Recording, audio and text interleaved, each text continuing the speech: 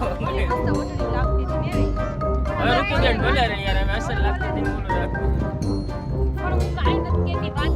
મારી બેન એટલા વાત નથી કેતી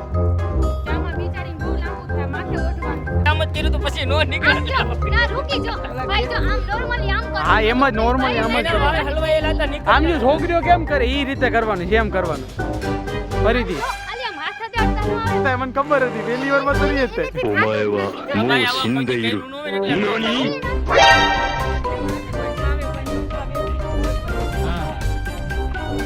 હાલો ફરીથી કરું કોઈ પણ